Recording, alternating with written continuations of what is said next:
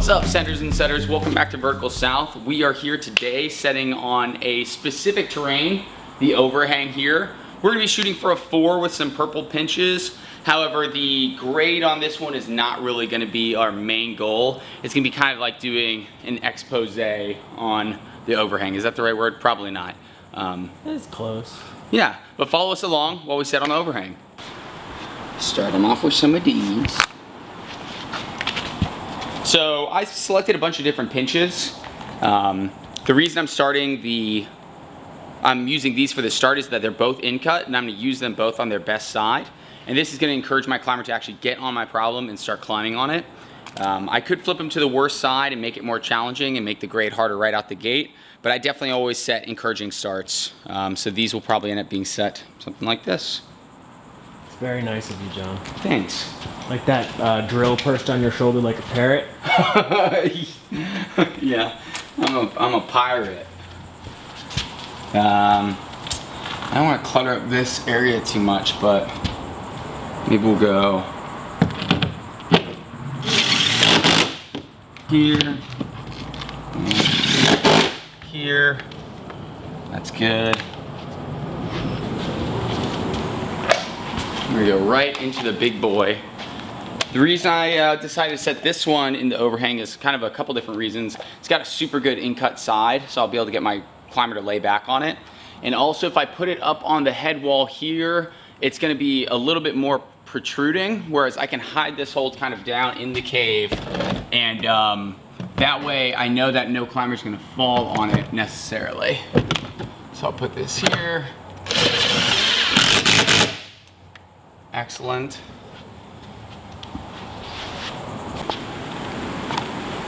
Nice, and my goal with this problem is kind of, because these things all form lines, right? All the holds are a straight line, is I'm gonna kind of create a line on the wall with them, and my climber's just gonna ride up the line as if this was like a natural, I'm kind of thinking like outdoors, like this is kind of like a natural rail feature that you would find. You might be tempted sometimes to set like a left, right, but sometimes, or like, you have specific beta in your head, right? And you want to get it on the wall, and that's totally cool. Sometimes I like to set by creating a feature in my head, and the beta is gonna erupt from it. So the feature that I'm setting is this pinched rail that's gonna go up.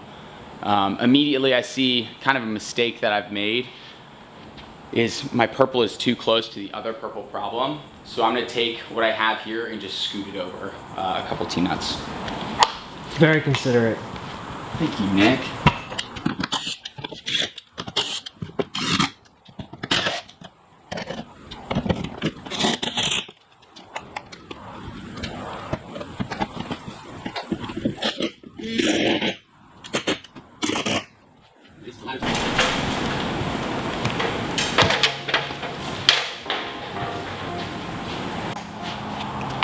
We get the final big pinch in the cave before we move out to the smaller pinches that are going to lead them to the top.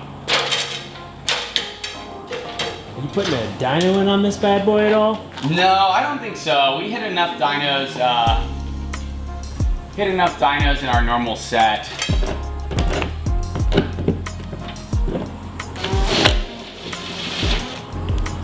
So I might fix it out. Should I put a dyno? I don't know. There might be like a little foot. Like you hit the hand over the head wall, and then your feet might cut out, and then you have to bring them back to then you have to bring them back. But I don't think it'll be a strict, like classic thing, no. Not if I have anything to say about it.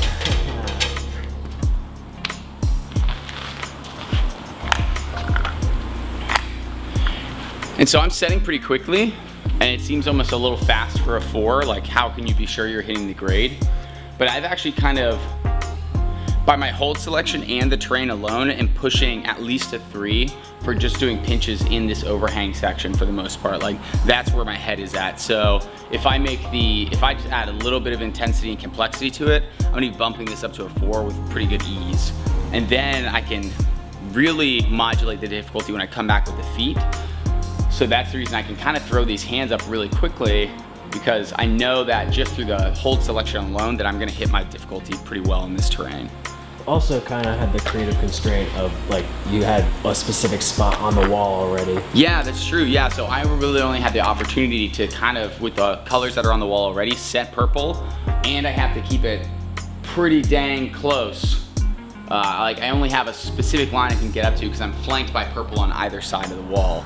So I'm pretty, I would have my constraints set for me a little bit. So it makes the setting process actually a little bit more streamlined because I get less decisions to make.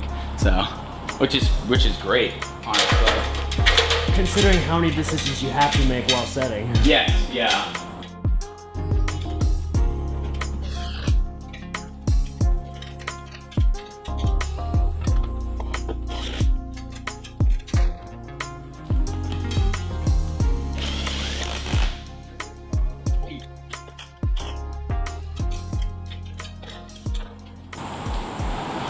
Nice, so you can kind of see the line already. We ride up the rails one direction. We get out, hit the right hand, probably match, pull the big move, then we can start to step up, probably gonna put a foot on that volume, and they're gonna be able to crawl their way up, straight up the wall. So a lot of the difficulty is gonna lie in having to pinch for so long, the intensity of and the length of intensity of the pinches, and then the top out or the finish is gonna be rather easy because it is kind of like a little bit of a ladder, but there's nothing wrong with that if it's intense and you're utilizing, if it was all down pulls, if it was all jugs in a down pull position, one right after the next, that's not very interesting. But here we put a little bit of an angle on each one, so you're gonna be laid back on the holds and you're gonna be having to pull kind of cross body up as you kind of right yourself. But let's see what we can do with the feet.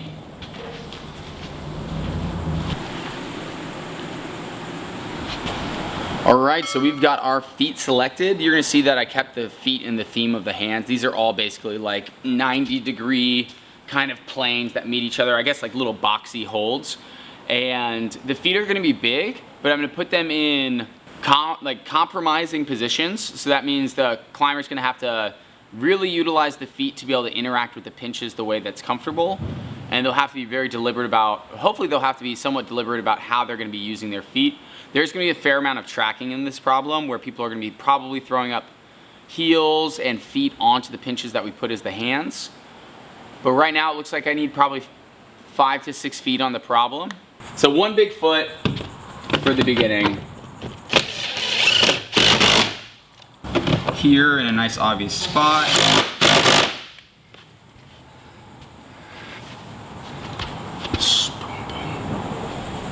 It actually needs to go.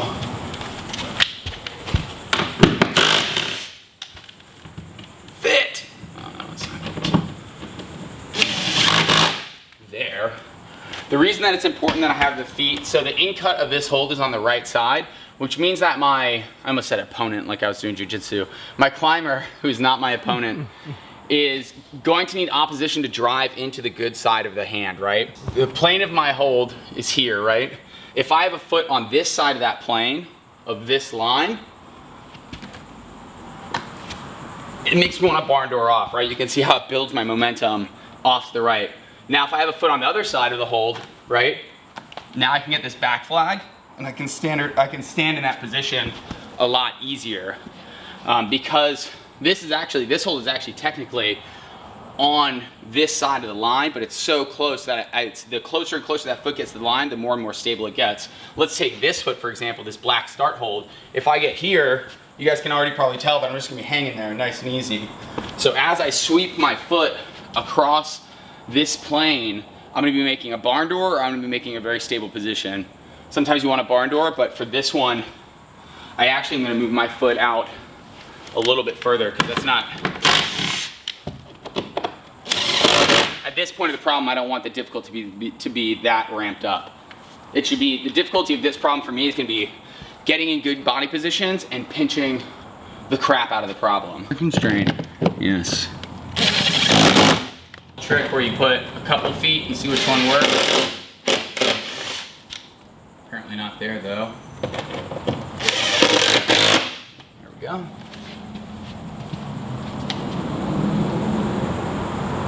And then I'm gonna do one little foot on this volume. just to see if it helps out.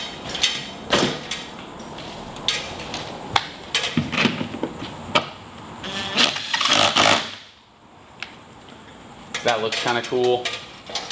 And it might help our climber ascend a little bit. Okay, cool. Started with the hands. We modulated the difficulty with the feet. Now it's on to the ever important process of forerunning. So we will get Nick with some shoes. I'm gonna take that camera off his hands and we'll see what he thinks. Something tells me after watching him climb it, I'm gonna have a big spark of imagination about where these feet actually need to go. However, I do think that it is climbable in the state that it's in. It may just be harder than what I'm looking for. So let's take a look.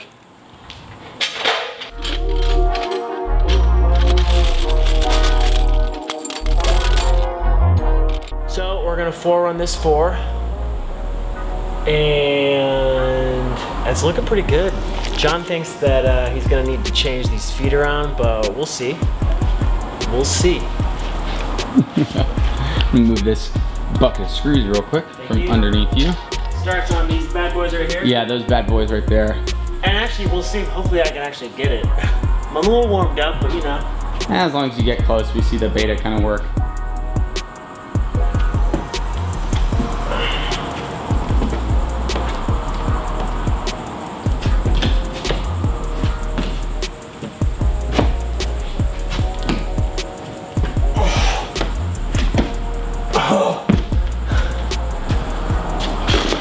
Okay. Cool. Okay, so I just popped off before I got up to the lip. I mean, right now, feeling 4. Right, I'm definitely feeling like it's at the 4. And it's there's a little bit of there's a specific technique that I need to do. I'm gonna try something different and see if I can get over to the lip, because I think as soon as I can get up to the lip, it'll be good, and then it's just making sure you manage your endurance. I was just gonna start from right here.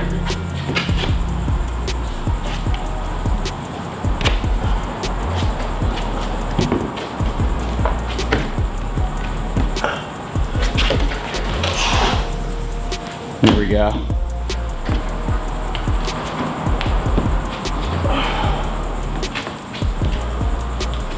I think we've got a winner chicken dinner on this one.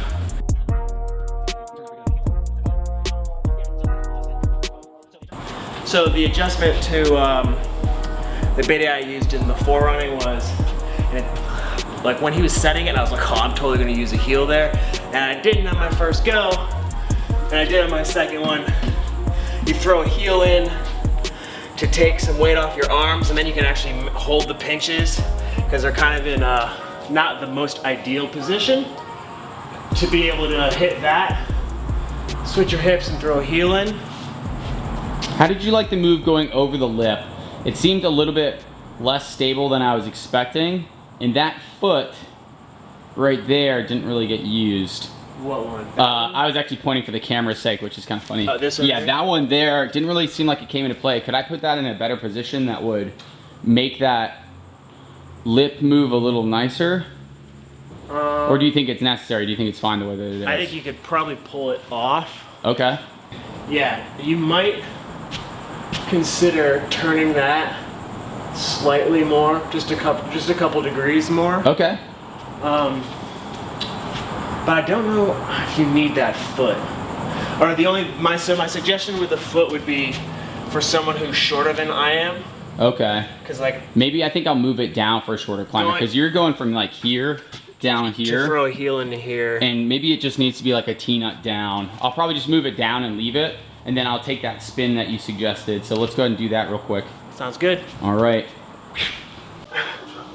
So that's the changes he made. I'm gonna try it and see how they feel. But I'm not gonna do it from the start. I'm just gonna hop up into it. Yeah. There we go. That's what we were looking for. And then yeah, I did have an intentional match there, so. It's a nice foot cut. Yeah, dude. Sick. Nice.